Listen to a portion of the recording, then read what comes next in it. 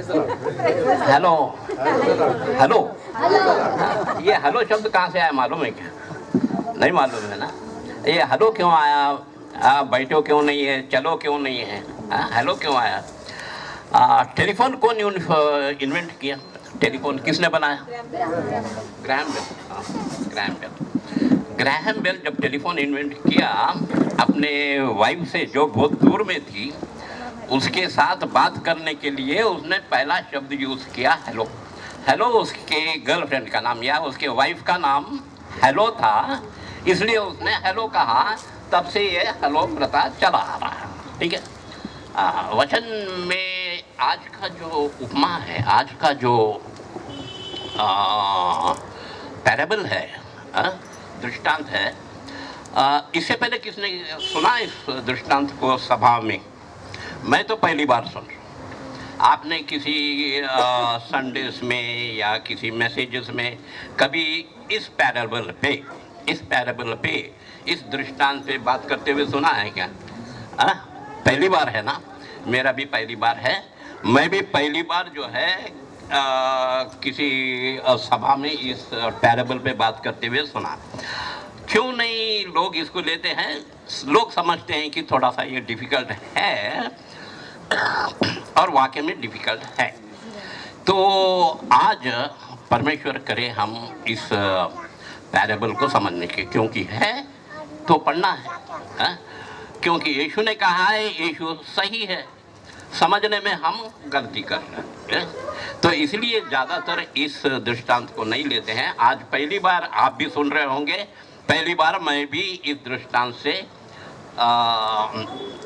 जैसे प्रभु ने मुझे सिखाया है उसको मैं आपके सामने रखने चाहता हूँ। गौर से सुनिएगा, ठीक है? आइए इससे पहले कि हम वचन में जाए, प्रार्थना कर लें। प्यारे परमेश्वर, धन्यवाद देते हैं आज के समय के लिए। Thank you for calling all of us. आपने चुन चुन के प्रभु हमको, हर एक को जो यहाँ पे प्रेजेंट है, हर एक जो यहाँ पे उपस्थित है, उनको आपने बुलाया है, इसलिए सब लोग यहाँ पे हैं। इन सब के सामने प्रभु मुझ अयोग्य ना समझ को प्रभु आपने सामने खड़ा करके आपके वचन से जो कुछ आपने मुझे सिखाया है वो बताने के लिए खड़ा किया है प्रभु, इसलिए आपका धन्यवाद देता हूँ। जो कुछ मैं बोलूँ प्रभु, जो कुछ आप मुझे कहे हैं वही मैं बोलूँ। इन सब में प्रभु सबसे पहले मैं उससे फ़ायदा उठा पाऊँ, और जो भी सुनने वाले हैं उन सब के मनों में, दिलों में आज बात कर, ताकि प्रभु आज यहाँ से खाली हाथ ना जाए, कुछ लेकर जाए। मांगते प्रभु यीशु मसीह के मीठे और मधुर नाम में, आमीन। तो दृष्टांत सभी ने सुना, सभी ने सुना। Everybody heard this parable. सभी ने, अभी जो पढ़ा गया है सभी लोग सुने हैं ना? आई विल रिपीट, क्योंकि ये पहली बार हो रहा है इसलिए मैं रिपीट करना चाहता हूँ। अगर अब बार बार होता तो रिपीट करने की ज़रूरत नहीं थी, है? और थोड़ा सा एक्सप्लेनेशन की भी ज़रूरत है इसमें, ठीक है? And I try to be, मैं जितना आसान हो सके उतना आसान से मैं आपको समझाने की कोशिश करता हूँ कि एक पहले प्रभु यीशु मसीह ने ये दृष्टांत किससे कहा? चेलों से कहा, ठीक है? हम प्रभु यीशु मसीह के चेले हैं कि उसके फॉलोअर्स हैं? फॉलोअर्स ना, उसके पीछे चलने वाले। आर वी डिसाइपल्स और आर वी फॉलोअर्स? हम प्रभु यीशु मसीह के चेले हैं कि उसके पीछे चलने वाले हैं? क्या है हम लोग? क्या है हम लोग? क्या है? चेले हैं कि उसके पीछे चलने वाले हैं? What are we? नहीं मानो हम क्या है? चेले हैं कि उसके पीछे चलने वाले? We are followers, we are not disciples. We have been called to follow. Disciples को बुलाया है प्रभु यीशु मसीह ने। बहुत से फॉलोअर्स थे, उसमें 12 को चुना। 12 ही चेले थे ना, और ज़्यादा थे क्या? 12 ही चेले थे। तो ये दृष्टांत जो है बड़ा पेक्यूलियर है, दो अच्छे दृष्टांतों के बीच में फंसा हुआ है। It is called strategically placed. बहुत ही अच्छी तरह से परमेश्वर ने अपने वचन को, इस दृष्टांत को रखा। पहला दृष्टांत 15, लूका 15 how many parables in the gospel? कितने पैराबल्स हैं कुल मिलके? कितने पैराबल्स है प्रभु यीशु मसीह ने अपने जीवन काल में कितने दृष्टांत बोली? 39 दृष्टांत प्रभु यीशु मसीह ने अपने 3.5 साल के मिनिस्ट्री में काम, 3.5 साल के मिनिस्ट्री में 38 को हम देखते हैं, ये 39 को आज देखेंगे, ठीक है। और ये दृष्टांत लूका का एक पर्टिकुलर है। 15 लूका 15 में उसने उड़ाऊ पुत्र के बारे में बताया, ठीक है। लूका के 15 में उसने उड़ाऊ पुत्र के बारे में बताया, वो सबके लिए बताया।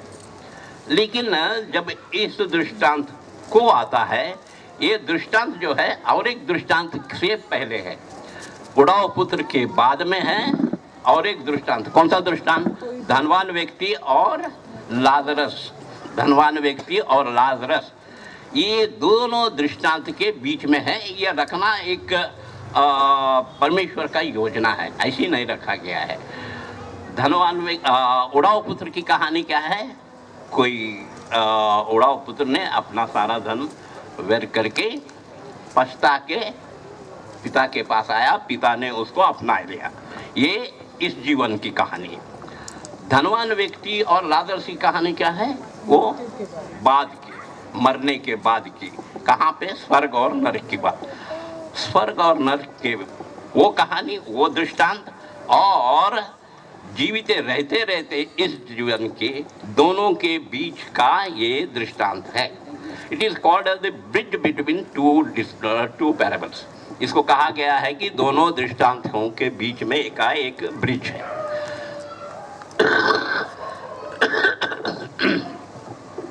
तो वो कैसे ब्रिज है आज हम देखने जाएंगे। तो आई विल ब्रीफली, मैं ये दृष्टांत को जो है थोड़ा सा सरल करके समझाने की कोशिश करूंगा। एक धनवान व्यक्ति था, उसके पास बहुत धन था। ये पर्टिकुलरली ये धन जो है, ये जो दृष्टांत है धन के विषय में है। बहुत धन था, उसको मैनेज कर नहीं पा रहा था, तो एक मैनेजर को रखा। क्या उसमें क्या दिया है? भंडारी या रखवाला, ठीक है। एक भंडारी को रखा, एक मैनेजर को रखा, प्रबंधक को रखा, जो भी आप सुनिए। तो उसको मैनेज करने के लिए एक मैनेजर को रखा, और स्वाभाविक है वो ईमानदार होना चाहिए। मैनेजर जो रखा, मालिक ने जो रखा, धनवान व्यक्ति ने जो रखा, ईमानदार है सोच के रखा, और अपने पैसे का सही इस्तेमाल करके देगा, ये सोचा। और बिना बोले मैं ये समझता हूँ कि उसको महीने में या साल में उसको सैलरी देता था। समझ में आ रहा है? ये मेरे समझ, मैं एक्सप्लेन करने के लिए ऐसा बोलता। लेकिन दृष्टांत में ऐसा है, पहला लेसन क्या है? ये मैनेजर जो है उन पैसों को सही ढंग से इस्तेमाल करने के बजाय उसमें से चुराता था। ये है उसमें 2 पद में दिया गया है कि वो पैसे चुराता था, और ये चुराना लोगों को पता चल गया, और वो जाकर के मालिक को बताया। और मालिक ने पहला जो लेसन है वो ये है कि मालिक ने उसको बुला करके उसका लेखा जोखा दिया। समझ में आ रहा? उसको जो भी पैसे दिए थे, जो भी उसके पास धन था, जो भी उसको मैनेज करने के लिए दिए, जो भी उसको रखवाली करने के लिए दिए थे, उसका लेखा जोखा दो। पहला लेसन, ठीक है। उसके बाद जो की, जिसको बोलते हैं मेन जो वर्ष है, इसके बाद शुरू होता है। मैनेजर चोरी तो किया, चोरी करने के बाद चोरी पकड़ी गई।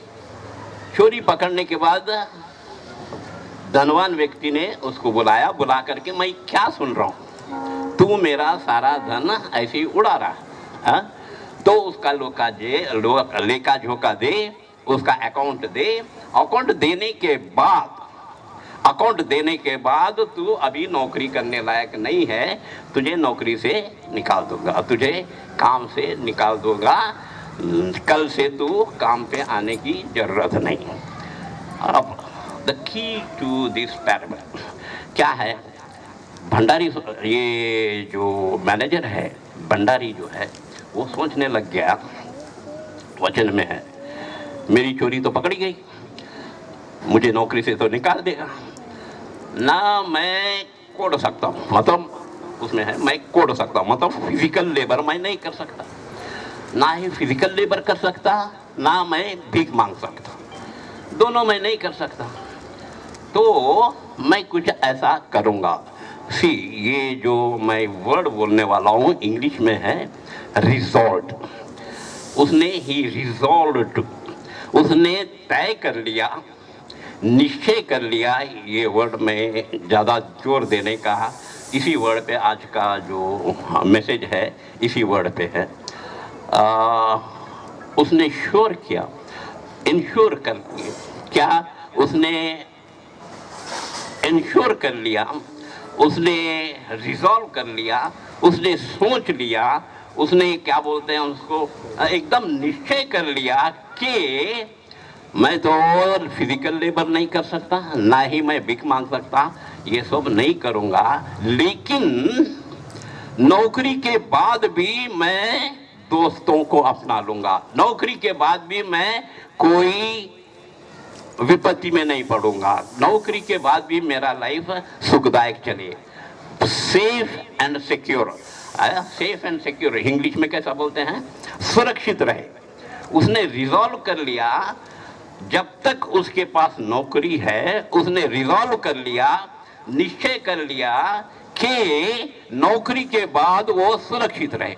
समझ में आ रही मेरी बात? जब तक उसके पास पैसा है, जब तक उसके पास नौकरी है, उसने ठान लिया, निश्चय कर लिया कि नौकरी जाने के बाद वो सुरक्षित रहेगा।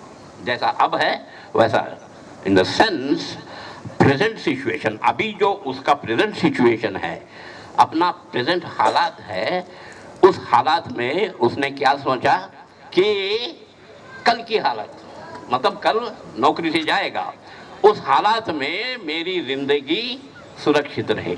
हाँ, आज सोच रहा है कल के बारे में, क्या आज निश्चय कर रहा है कल सुरक्षित रहे। समझ में आ रही बात? This is the key to, मैं समझता हूँ this is the key to the parable.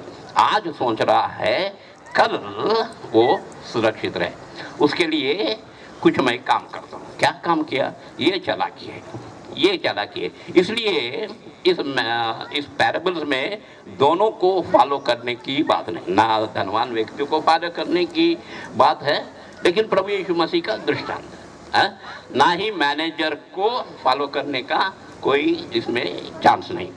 तो ये मैनेजर क्या सोचा, अभी तो नौकरी जाने वाली है, मुझे तो सुरक्षित रखना है। उपाय क्या उपाय किया?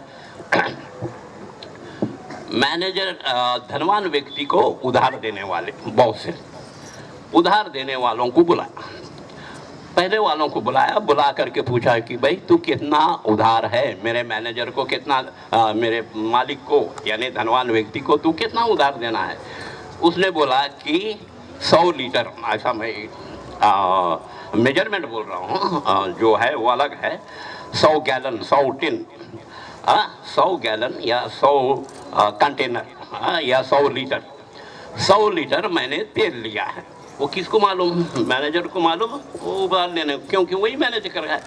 तो इसने क्या किया, वो उधार लेने वाले को बुलाया, बुला करके ऐसा कर, तू 50 लिख दे, 100 के बजाय 50 लिख दे, मैं सर्टिफाई कर दूंगा, 50 लिख दे, मैं 100 सर्टिफाई कर दूंगा। तो वो उधार देने वाला खुश होगा कि दुखी होगा? खुश होगा ना। नौकरी जाने के बाद अगर ये व्यक्ति उसके पास गया, ये मैनेजर उसके पास गया है, कि वो उसको बुलाएगा कि घर से हकाल देगा? दोस्त बन गया ना। किसका पैसा उड़ा रहा है? मालिक का पैसा उड़ा रहा है, मालिक का पैसा उड़ा करके अपने लिए दोस्त बना रहा है। ठीक है, वैसे दूसरे को बुलाया, दूसरे को बुला करके तू कितना देना है? वो बोला कि 100 बोरा गेहूँ। तो उसने बोला कि 100 बोर की जगह तो 80 ले ले, 20% डिस्काउंट, पहले वाले को 50% डिस्काउंट, दूसरे वालों को 20% डिस्काउंट विदाउट एनीथिंग, कुछ मेहनत करे बिना 50% उसको माफ, इसको 20% माफ। नौकरी से जाने के बाद लोग उसको बुलाएंगे ना, उसका जीवन सुरक्षित है ना? क्या किया उसने? अभी की जिंदगी में सोच करके उपाय, भले ही वो चोरी से किया हो, भले ही चोर किया हो, लेकिन ही इंश्योर्ड, उसने निश्चय कर लिया, तय कर लिया कि आगे की जिंदगी सुरक्षित रहे। ठीक है, यही स्टोरी एंड नहीं होती है। प्रभु यीशु मसीह लास्ट में एक छोटी सी ये बता करके उसको एंड करते हैं। क्या ये बात भी धनवान व्यक्ति को पता चल गया? हाँ, ये बात भी उसको, उसके मालिक को पता चल गया। मालिक को पता चलने के बाद मालिक को उसको डांटना चाहिए था ना, उसको डांटना चाहिए था ना, कोई ऐसा क्यों किया? मेरा ही पैसे लेकर के मेरे को डुबो दे रहा, मैं तेरे पर भरोसा रखा, मेरा पैसा लेके मेरे को ही चूना लगा दे रहा है। हाँ? तो डांटना चाहिए था ना, फटकारना चाहिए था ना, वैसा नहीं।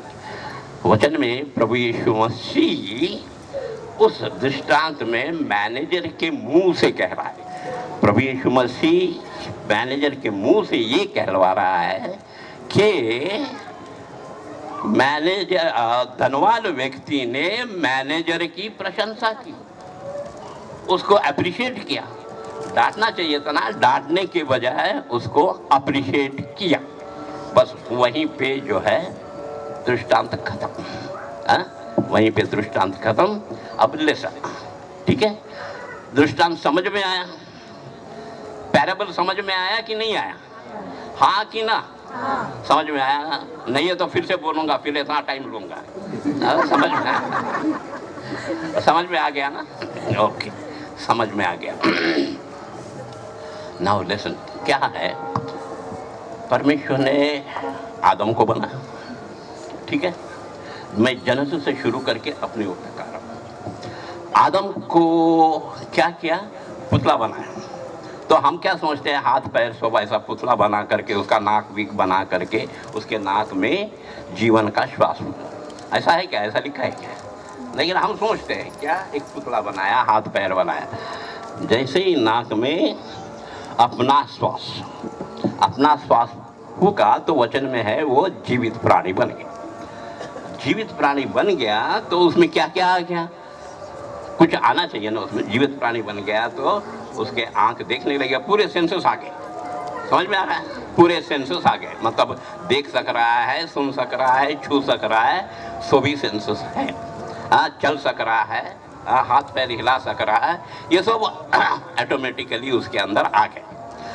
उसके अलावा इस शरीर के साथ साथ आदम को एक मन दिया, एक आत्मा दिया, है ना? एक मन दिया, एक आत्मा दिया। मानते कि नहीं मानते? लिखा नहीं है, अंडरस्टूड है। एक मन दिया है, एक आत्मा। एक शरीर खाली नहीं है, शरीर ना, एक शरीर खाली नहीं है। आपका भी शरीर वहीं का है, आदम का ही शरीर है आप लोगों के पास, वहीं से है, वो मूल पिता है, उसी का शहर है। उसी का हमारे पास शहर, ये है, शरीर है। तो इस शरीर में मन भी है और आत्मा भी है। आदम के पास मन भी था, आत्मा भी था, ठीक है? मन था, आत्मा था, अपने स्वरूप में बनाया। अपने स्वरूप में बनाया का मतलब स्वेच्छा। सबसे बड़ी उपलब्धि स्वेच्छा। स्वेच्छा मतलब खुद से निर्णय करने का, उसको फ्रीडम दे दिया, तो खुद से निर्णय का। इसलिए परमेश्वर के पास जबरदस्ती नहीं किया, किसी को भी जबरदस्ती नहीं करता है, वो स्वेच्छा से अपने पास आने के लिए कहता है, ठीक है? इसलिए स्वेच्छा हमारे पास है। स्वेच्छा परमेश्वर ने तभी दी है। स्वेच्छा के साथ साथ एक ज्ञान दिया, ठीक है? एक बुद्धि दी है, एक ज्ञान दिया है। स्वेच्छा दिया है, ज्ञान दिया है, इसको इस्तेमाल करके परमेश्वर के पास आ। लेकिन आदम को बना करके क्या बोला? आदम को बना करके क्या बोला? बाकी सबको बना करके उसने बोला कि अच्छा है, बहुत अच्छा है। सो बहुत अच्छा है। आदम को कहाँ रखा? अदन की वाटिका। अदन की वाटिका क्या है? सबसे अच्छा है। सबसे अच्छा आदमी को सबसे अच्छा, मतलब अदन की वाटिका क्या है? स्वर्ग है। इस धरती पे स्वर्ग है। और परमेश्वर आदम के साथ रोज मिलता था, ठीक है? रोज लिखा गया है, दिन के ठंडे में उसको मिलने के लिए आता। There was a close relationship. दोनों में एक फेलोशिप था. That is the greatest achievement, that is the greatest blessing Adam and Eve had. आदम और ईव को सबसे बड़ा धन, सबसे बड़ी उपलब्धि परमेश्वर के साथ, स्वयं परमेश्वर के, सृष्टिकर्ता परमेश्वर के साथ एक घनिष्ठ संबंध, इंटीमेट रिलेशनशिप. इंटीमेट, कोई उसमें बीच नहीं है, इंटीमेट रिलेशनशिप. हाँ, बिल्कुल. वो जैसे आपको मैं कैसे देख रहा हूँ, आप लोगों को कैसे मैं बात कर रहा हूँ, वैसे परमेश्वर से बात हो. क्या उपलब्धि है ना.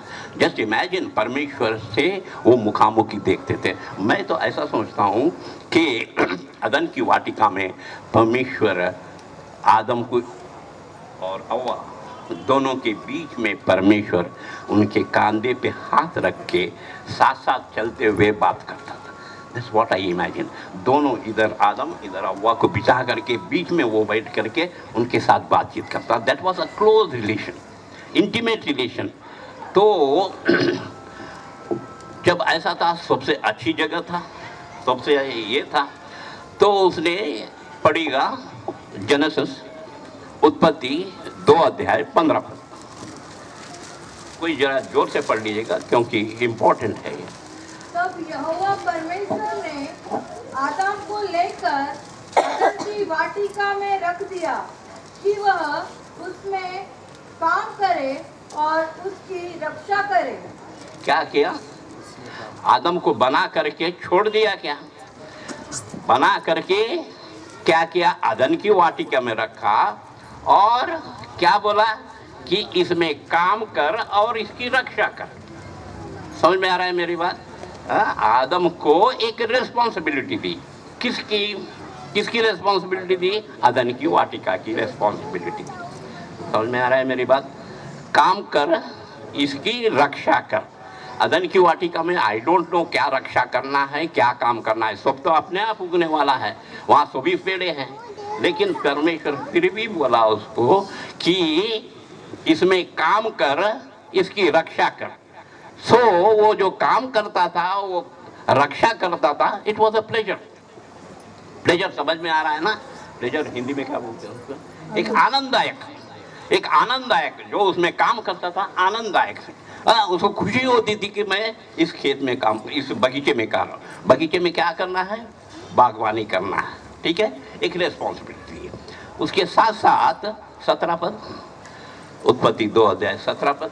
पर भले या बुरे के ज्ञान का जो वृक्ष है उसका फल तू कभी न खाना. बस, एक तो शरीर के लिए अदन की वाटिका में रखा. और ये अदन की वाटिका क्यों रखा? ताकि उसके शरीर की देखभाल करे. समझ में? उसका फल खा ले.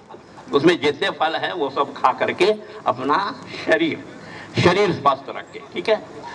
और एक फल दिया, इस फल को मत खाना, इस फल को मत खाना. मतलब क्या? अपने आत्मा की रक्षा, अपने आत्मा की रक्षा, रक्षक बना दिया, स्टीवर्ड बना दिया, स्टीवर्डशिप दिया. 2 काम. एक काम क्या किया? एक काम दिया कि अदन की वाटिका में रखा, उसकी देखभाल कर, उसकी रक्षा कर. ये काम दिया, ये रिस्पॉन्सिबिलिटी दी.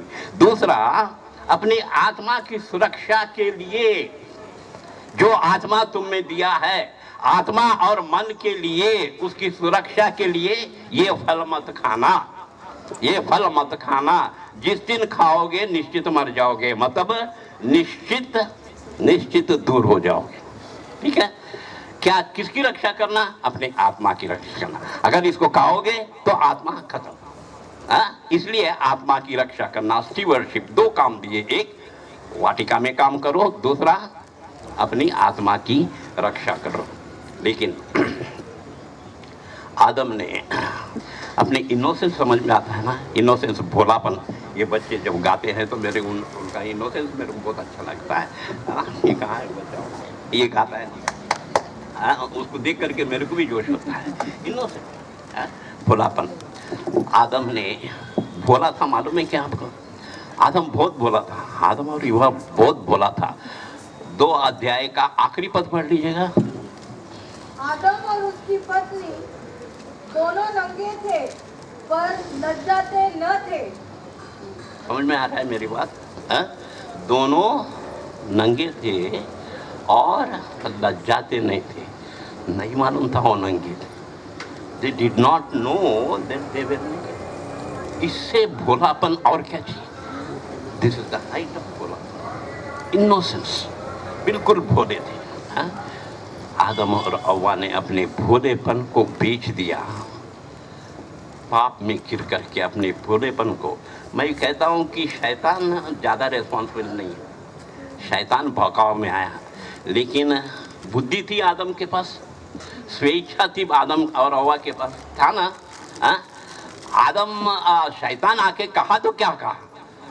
ये खाओ बोल के बोला। अगर आदम और हव्वा बोलता है कि परमेश्वर ने मुझसे कहा कि नहीं खाओ, तो हम नहीं खाते हैं। बोलना चाहिए था ना, बुद्धि थी ना, दे हैड दैट इंटेलिजेंस, बुद्धि थी, स्वेच्छा थी, मैं नहीं खाऊंगा बोल देते तो क्या था। लेकिन उन्होंने उस फल को खाया, पाप को मोल लिया और अपने लिए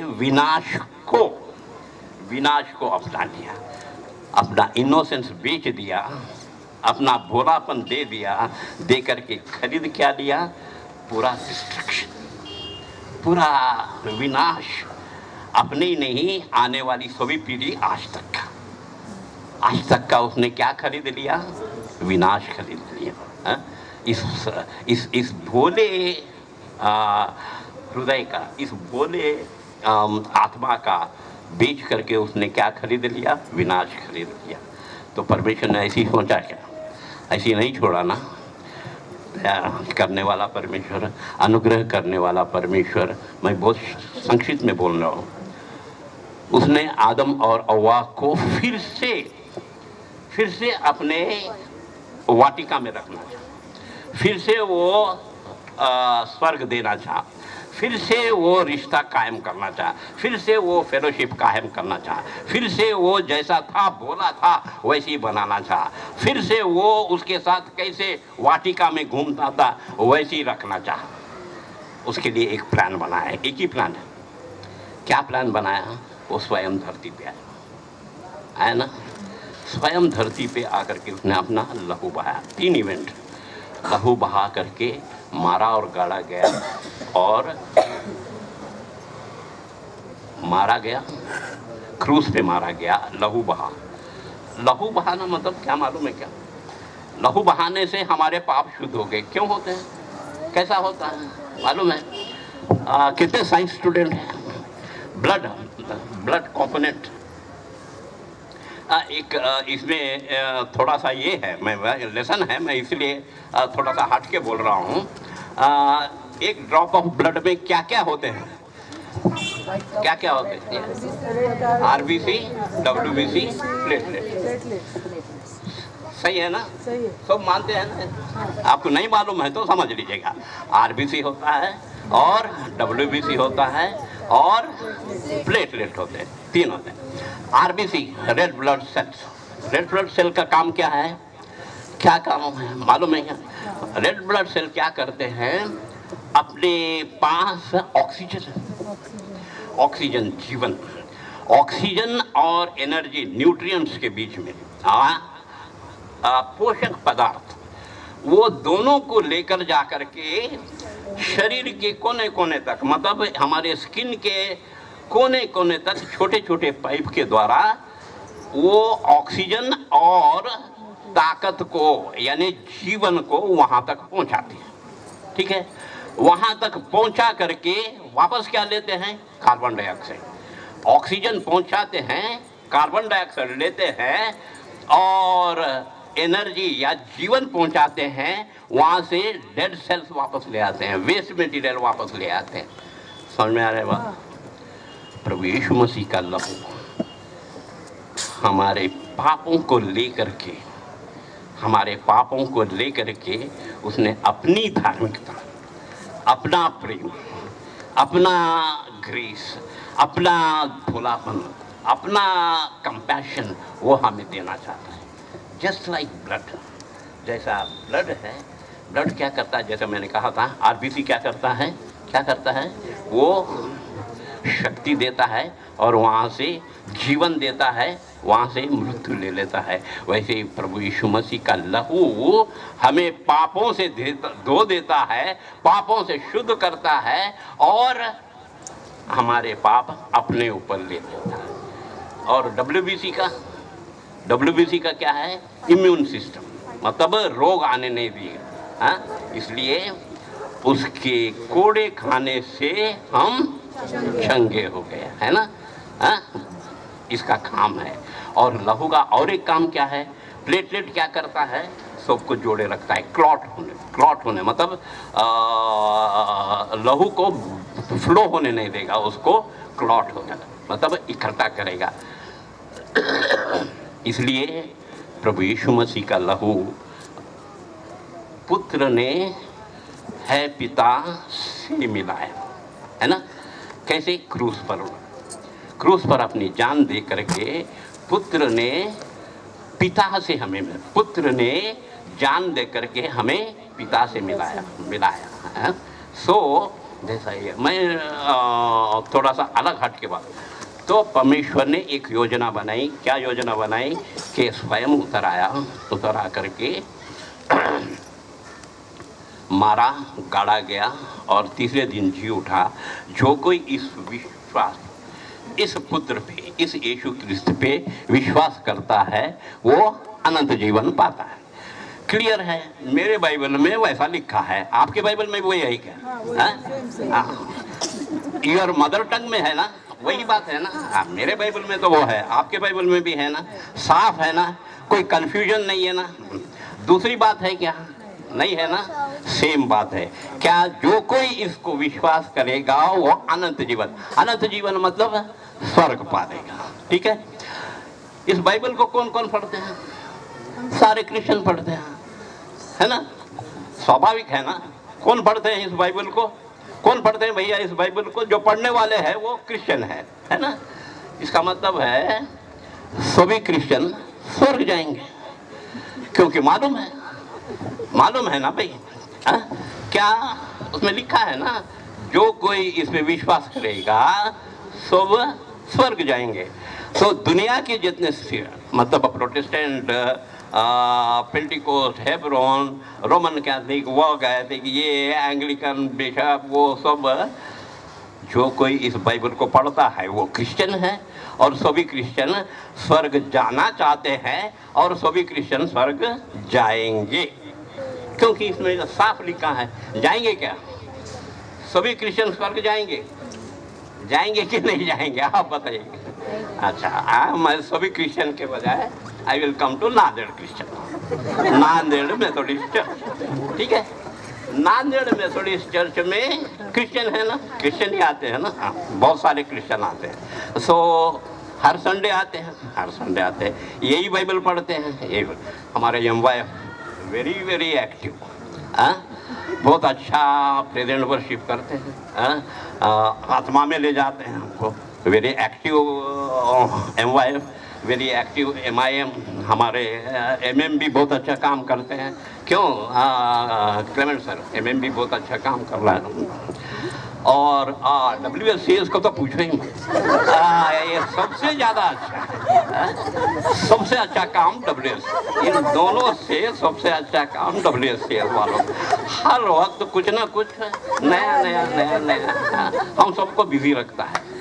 जो हम काम नहीं करते, जैसे हम हैं, हम किसी में भी नहीं है, लींबू टीमू जिसको बोलते हैं ना उधर के ना इधर के, ना उधर के ना इधर के। हम जो है, जो वो बोले वो करते हैं, जो ये बोला ये करते हैं, जो MM बोला वो करते हैं। तो हम सोच स्वर्ग जाएंगे। नांदेड़ क्रिश्चियन चर्च के, मेथोडिस्ट चर्च के सभी लोग स्वर्ग जाएंगे। क्यों भैया? जाएंगे कि नहीं जाएंगे? क्योंकि वही बाइबल विश्वास करते हैं ना, वही बाइबल पढ़ते हैं ना। मालूम है ना कैसे जाना है, मालूम है। तो मालूम है तो स्वाभाविक है, सब जाना चाहते हैं तो सब जाएंगे। ऐसा है क्या? सो नांदेड़ क्रिश्चियन छोड़ दीजिएगा, मैं यहाँ की बात करूँ। इस सभा में कितने लोग हैं? 80-100 लोग हैं। 80-100 लोग हैं। तो हम सब प्रार्थना में गिरी बैठे। हमारे कामों का लेखा जोखा होगा। समझ में आ रहा है? हर एक काम का लेखा जोखा होगा। परमेश्वर ने जो कुछ हमको दिया है, समय दिया है, टैलेंट दिया है, समय दिया है, टैलेंट दिया है और पैसा दिया है, आशीष दी है, इन सब का लेखा जोखा होगा। होगा कि नहीं होगा? मानते हैं? मेरे बाइबल में तो लिखा है, आपके बाइबल में लिखा है ना, लेखा जोखा होगा। उसको क्या कहते हैं? Second coming. उसको क्या कहते हैं? सेकंड कमिंग, दूसरा आगमन। दूसरा आगमन से पहले और एक घटना है, रैप्चर। रैप्चर कितने लोगों ने सुना?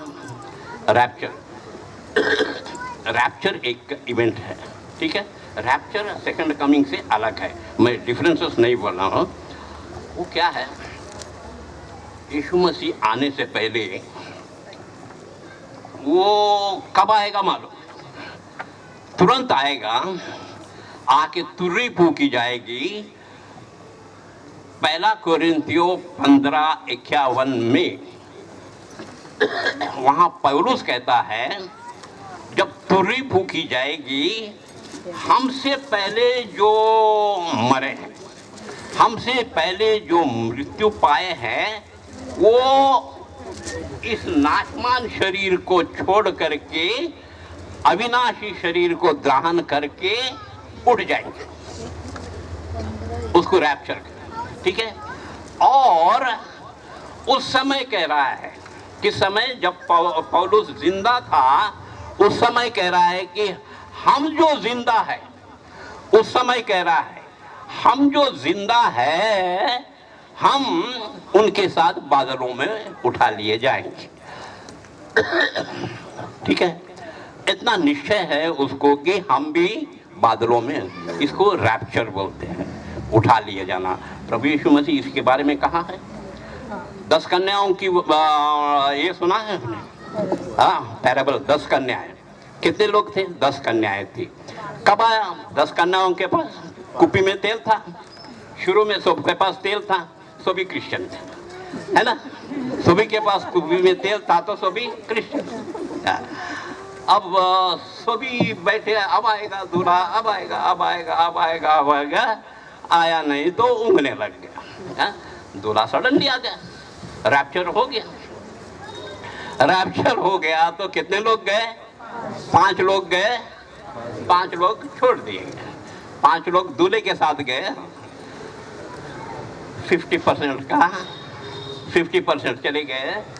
आज अभी इस वक्त रैप्चर हो जाएगा तो 50% आधे चले जाएंगे, आधे बैठ जाएंगे। यही बात है ना? यही बात है ना? कौन कौन जाएगा? आपको मालूम है कौन कौन? डू यू नो कौन कौन जाएगा? मालूम है क्या आपको? सब लोग जाना चाहेंगे, लेकिन कौन कौन जाएगा? आधे छोड़ दिए जाएंगे। प्रभु यीशु मसीह ने और एक बात कही, 2 लोग खेत में काम करते रहेंगे। मत्ती 24 में 2 लोग खेत में काम करते रहेंगे, दोनों क्रिश्चियन एक ही काम करते रहेंगे। एक उठा लिया जाएगा, एक छोड़ दिया जाएगा, मतलब वहां भी 50%। 2 महिलाएं चक्की पीसते रहेंगी, ठीक है? पुरुषों के लिए तो है ही है, महिलाओं के लिए भी 2 चक्की पीसते रहेंगे। फिर से मैं कह रहा हूं, दोनों क्रिश्चियन हैं। एक उठा लिया जाएगा, एक छोड़ दिया जाएगा। कौन छोड़ दिया जाएगा? It's an election. जो योग्य है वो उठा लेना, जो योग्य है वो उठा ले जाना। आप लोग उठा ले जाना चाहेंगे? आज अगर रैप्चर, आपके मरने की बात मैं नहीं कह रहा हूँ, आपके मरने की बात मैं नहीं कह रहा हूँ, मेरे मरने की बात नहीं कह रहा हूँ। आज बादलों से प्रभु यीशु मसीह आ जाए, कितने लोग जाना चाहेंगे? कितने लोग जाना चाहेंगे? कितने लोग प्रभु यीशु मसीह के साथ जाना चाहेंगे? सभी लोग जाना चाहेंगे ना? सभी लोग सर जाना चाहेंगे। क्या सभी लोग जाएंगे? सिस्टर कह रही नहीं जाएंगे।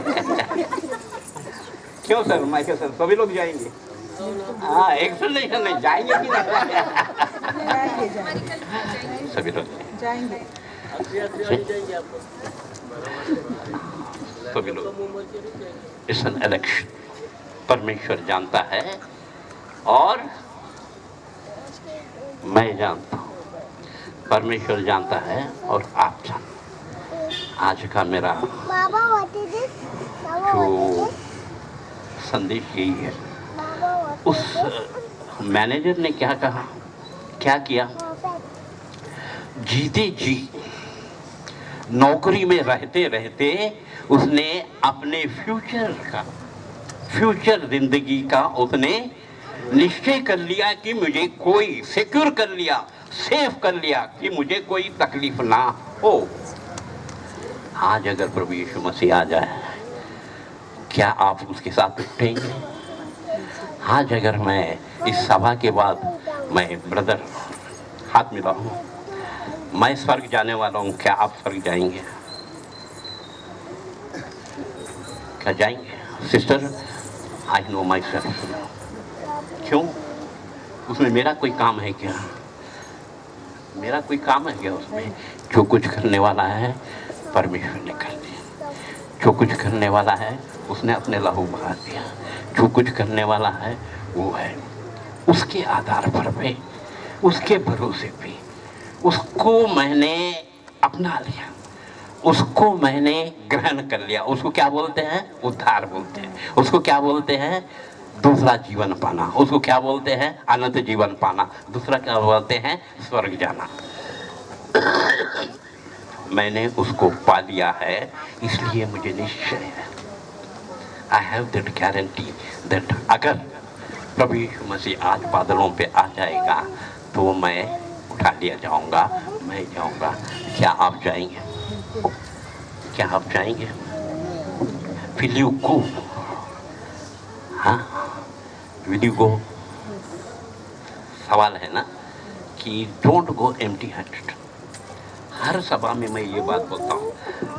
पास्टर साहब ने एक बात बोली थी पिछले संडे, आप लोगों ने गौर किया है? परमेश्वर की संतान बनो, बनो।